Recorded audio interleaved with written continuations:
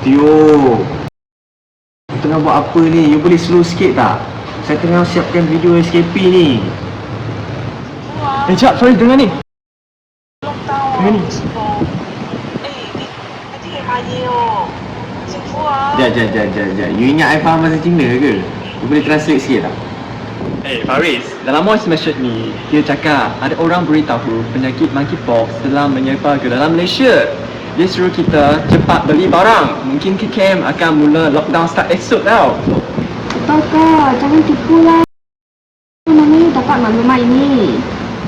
Joyce, mungkin betul lah. Dalam voice ini, dia cakap informasi ini dari anak dia yang bekerja sebagai doktor. So mungkin dia dapat news good. Baik saya hantar maklumat ni ke dalam kumpulan WhatsApp keluarga saya. Suruh mereka cepat beli barang. Jap, Namkun. Saya tahu kita mempunyai hak kebebasan bersuara. Tapi sebelum kita nak sebar sesuatu maklumat, kita mesti sahkan fakta sebelum berkongsi untuk mengelakkan sesuatu perkara yang tidak benar itu tersebar. Alah, Faris, saya cuma menyebar saja. Mana tahu nanti maklumat ini benar. Tak boleh macam ni, Namkun. You tahu tak? You sedang menyalahgunakan hak kebebasan kamu. Perbuatan kamu akan menyebabkan pelbagai kesan negatif seperti menimbulkan pergaduhan antara masyarakat dan menjadikan ekonomi sesebuah negara tergugat. Betul tu Joyce. Penyalahgunaan hak bersuara ini menyumbang kepada beberapa masalah dalam negara dan kelompok kaum di negara kita. Namkun, gunalah cara sah maklumat yang betul seperti melalui KKM, laman web official dan melalui berita atau surat khabar. Namkun, awak tahu tak, jika kamu menyebarkan maklumat yang palsu, pihak berkuasa berhak untuk mendakwa dan menangkap kamu. Oh, ya ke? Sampai begitu sekali? Yelah Namkun, you ingat dia perkara kecil ke? Menyebarkan berita palsu merupakan satu kesalahan di sisi undang-undang, you tahu tak? Namkun, mempunyai hak kebebasan bersuara tak bermaksud kita boleh menyebarkan semua berita atau maklumat yang diterima tanpa usul periksa. Ianya boleh menjadi wadah untuk masyarakat menabur fitnah. You tahu tak? Oh, begitu. Barulah saya faham. Terima kasih atas nasihat kamu berdua. Lepas ini, saya akan lebih berhati-hati apabila menerima sebarang maklumat lebih-lebih lagi daripada semua yang tidak rasmi. Saya akan report dan delete voice message tersebut sekarang.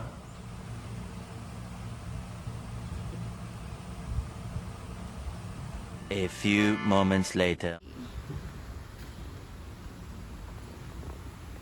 Weh, Atira.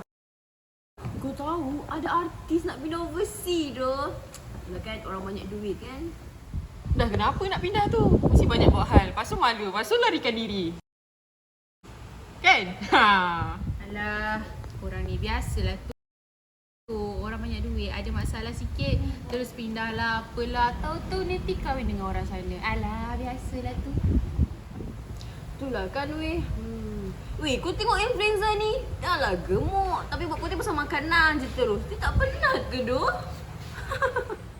Biasalah tu. Tapi okey apa dia yakin walaupun dia buat macam tu. Kau ada? Kau tahu nak komen je. Korang ni tak baik lah. Biarlah dia nak buat apa pun. Mana tahu tu cari dia nak saya makan. Korang tahu je seorang je. Teruk betul. Nyampah aku. Lek abad. Kau ni. Cerita pasal artis yang curang hari tu apa cerita? Hari tu kau dapat semangat sangat. Dondi dasar lelaki pantang tengok perempuan. Kalau aku Dondi daruah ada jantan tu aku buat. Sabar je lah. Silap lah jantan tu. Korang punya topik ni lah. Tak ada cerita lain ke? Asyik cerita pasal orang lain je. Bebas sangat ni nak cerita pasal orang.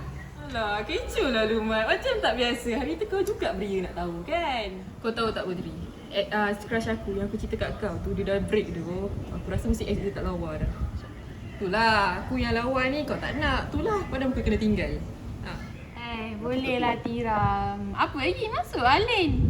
Zat. Assignment doktor bagi hari tu kau dah siap ke? Aku barunya Aduh Tira. Kau memang bukan dah rabun ke? Lah baik. Assignment kita tu pasal apa Aku sebenarnya ingat lah juga. Tapi banyak kot.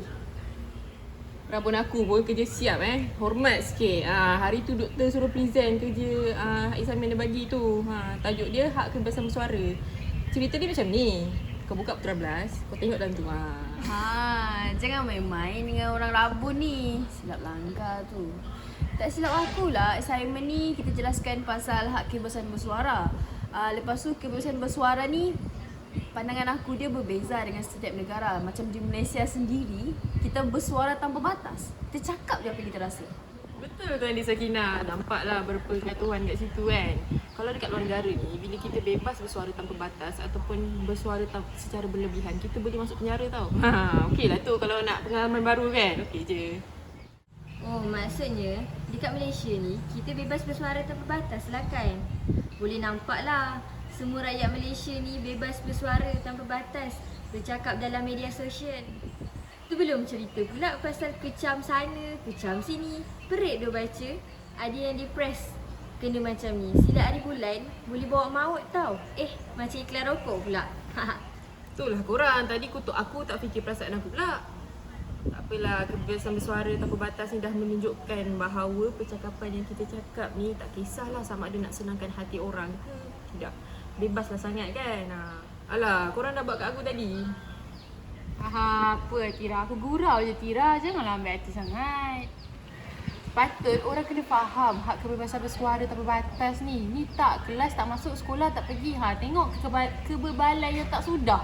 Pening bala. Dan sebab itulah pihak-pihak berkuasa perlu peka dengan persekitaran. Benda nampak kecil je, tahu-tahu boleh bergaduh semuanya. Nasib baiklah Tira ni tak belajar Muay. Kalau tak dah kena ni kau tadi. Kemain ayat Andi tu, ayat mengampu ke tu? Ya, tapi betul lah. Lebih banyak kesan buruk daripada kesan baik kan apabila kita kebebasan bersuara yang teramat sangat. Aku rasa lepas ni kita semua kena lebih berhati-hati. Lebih-lebih lagi dalam kita punya media sosial tu. Ni belum cerita pasal berita palsu lagi. Banyak ni kita kena titik berat kan. Jadi, marilah kita semua kena bersama-sama untuk mencegah hak kebebasan bersuara tanpa batas ni. Dalam banyak hal, kali ni aku setuju dengan kau Putri. Sebab bila kita ambil serius perkara ni, banyak yang kita boleh selamatkan. Kalau kau setuju kan, aku teramatlah setuju. Boleh nampak macam gempak sikit kan. Lepas ni harap semua akan lebih peka dan pedulilah tentang perkara ni. Sebenarnya bagus juga topik yang kita bincangkan ni. Harap benda ni boleh jadi pengajaran untuk diri sendiri dan juga semua orang. Terima kasih guys. Hai, nama saya Farizami bin Muhammad Kamal dan nombor matrik saya 213438. Hai, nama saya Nurul Badri Nafizan Amidin, nombor matrik saya 213525. Hai, nama saya Putri Nur Asmaliana binti Asri. Nombor matrik saya 212739. Assalamualaikum. Hai, nama saya Nur Atira binti Ahmad dengan nombor matrik 211552.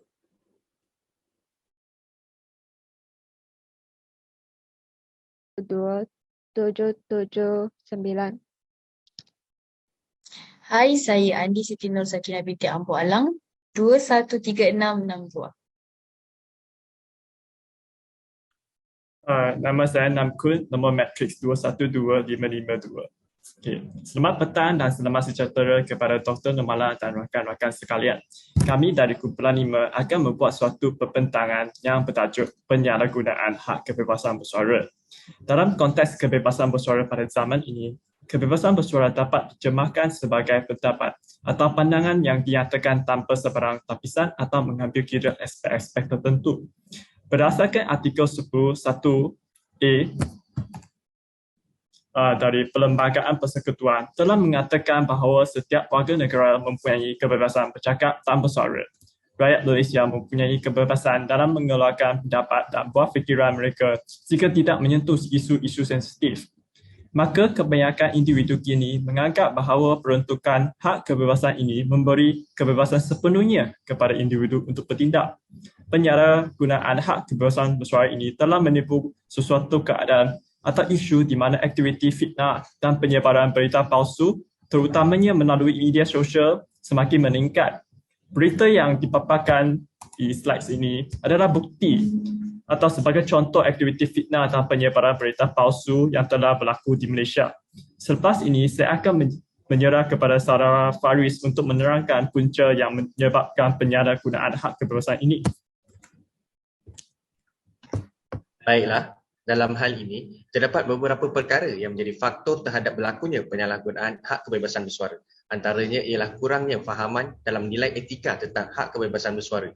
Kebanyakan masyarakat beranggapan bahawa apabila disebut tentang hak kebebasan bersuara, mereka boleh menyuarakan segala topik atau isu hangat tanpa batasan di halayak ramai mahupun di media sosial.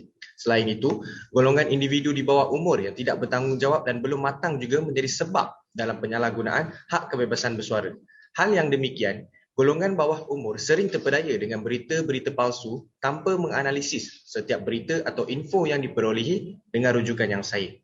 Justru, tidak dinafikan, kini kebebasan bersuara tanpa sekatan semakin sukar dibendung antara sebab penyalahgunaan hak bersuara ini berlaku. Masyarakat kini sudah celik dengan pelbagai kemudahan yang ada. Penggunaan internet bukan lagi dihaskan untuk golongan yang tertentu, tetapi internet digunakan tanpa sebarang sekatan melalui laman sesawang dan masyarakat mula menjadi hakim kepada masalah yang melanda negara, memberi komen, kritik, malah turut menjadi api dalam sekam terhadap isu-isu yang boleh membangkitkan amarah kaum. Seterusnya, sikap pihak media massa seperti media cetak dan media elektronik yang tidak bertanggungjawab dalam menyebarkan maklumat juga menjadi sebab berlakunya penyalahgunaan hak kebebasan bersuara. Seperti yang kita tahu, salah satu ruang yang memerlukan sumbangan kita adalah media sosial, sebuah ruang yang menempatkan pelbagai maklumat dari segenap sumber dan ada juga maklumat itu yang tidak dipastikan kesahihannya.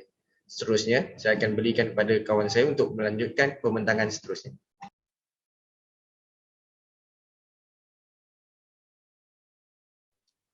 Antara kesan penyalahgunaan hak kebebasan bersuara di Malaysia ialah yang pertama, menimbulkan pergaduhan antara masyarakat.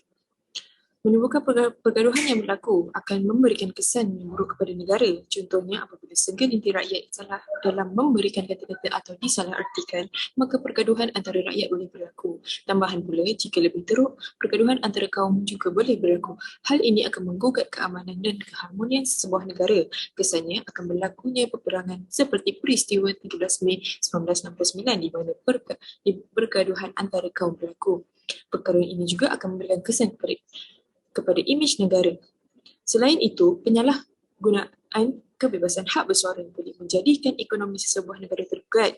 Hal ini kerana apabila rakyat di dalam sebuah negara tidak mempunyai kata sepakat ataupun kerjasama, menjadikan segala proses pelancongan, ekspor dan import akan terkendala. Kesannya, tiada sebarang aktiviti perdagangan akan berlaku. Seterusnya, saya serahkan kepada saudari Badrina. Seterusnya, kesan penyalahgunaan kebebasan hak bersuara kepada individu berlaku ketika mereka tidak dapat mengawal emosi diri. Apabila emosi mengawal diri, segala kata-kata negatif akan dilontarkan keluar dari mulut. Kesannya, pihak yang menerima kata-kata negatif tersebut tidak dapat menerima lalu boleh berlakunya pergaduhan antara mereka. Selain dari itu, penyalahgunaan kebebasan hak bersuara di laman sosial juga memberikan kesan buruk kepada individu, masyarakat dan negara. Contohnya, kepada individu ialah apabila pengguna lain memberi kata negatif secara berterusan terhadap individu berkemungkinan tinggi, individu akan mengalami masalah mental lalu menjerumus kepada kes bunuh diri. Seterusnya, kesan kepada masyarakat. Apabila berlaku penyalahgunaan hak kebebasan bersuara, akan berlakunya kekacauan. Sebagai contoh, berlakunya penyebaran berita-berita palsu. Yang terakhir sekali ialah kepada negara. Kesan kepada negara akan menjerumus kepada penyalahgunaan laman sosial khususnya apabila rakyat meninggalkan kata-kata kesat di laman sosial negara. Ini akan membuatkan negara lain memandang enteng terhadap negara kita. Seterusnya, saya akan serahkan kepada rakan saya. Terima kasih kepada Badrina. Terdapat pelbagai langkah yang boleh diambil bagi mengatasi isu penyalahgunaan hak kebebasan bersuara. Antara langkah yang telah diambil adalah pihak kerajaan telah mengetatkan undang-undang yang membebaskan hak kebebasan bersuara di media sosial serta mengetatkan undang-undang yang lain yang telah melanggar hak asasi untuk bersuara. Selain itu, pihak kerajaan juga telah menghalang orang ramai daripada menganjurkan segala bentuk perhimpunan serta protes-protes awam dengan menggunakan kawalan perundangan negara yang ketat iaitu Akta Perhimpunan Awam. Kerajaan kita juga telah berusaha dengan bersungguh-sungguh untuk menyembunyikan segala maklumat serta kontroversi-kontroversi seperti yang telah diguna pakai dengan penggunaan Akta Rahsia Rasmi bagi melindungi segala laporan serta kontroversi yang tercetus. Pihak mahkamah juga boleh menjatuhkan hukuman penjara ke atas pesalah yang telah melakukan jenayah yang melibatkan kebebasan bersuara ini. Sebagai contohnya, pada bulan Jun 2016, Mahkamah telah menjatuhkan hukuman 1 tahun penjara kepada pesalah Muhammad Amirul Azwan yang berusia 19 tahun ketika itu kerana telah diakui bersalah kerana menghina Sultan Johor di media sosial. Seterusnya, saya berikan kepada Andi Sakinah. Terima kasih Saudari Putri. Terdapat 5 garis panduan dalam menggunakan hak kebebasan bersuara iaitu beringat bila bercakap. Kita hendaklah sentiasa berwaspada dalam setiap pertuturan yang kita lontarkan seperti kata pepatah, terajak perahu boleh diundur, terajak kata buruk padanya. Hal ini jelas menunjukkan bahawa setiap perkataan yang dikeluarkan tidak boleh ditarik balik. Seterusnya, sentiasalah bercakap benar. Kita diberikan kebebasan dalam meluahkan pandangan asalkan ia tidak mencetus perkara-perkara yang boleh menjatuhkan fitnah ataupun maklumat-maklumat yang tidak benar. Seterusnya, bijak dalam membuat penilaian. Setiap perkataan yang dikeluarkan akan dipertanggungjawabkan. Oleh itu, kita hendaklah sentiasa membuat penilaian dengan bijak dalam mengeluarkan perkataan. Seterusnya,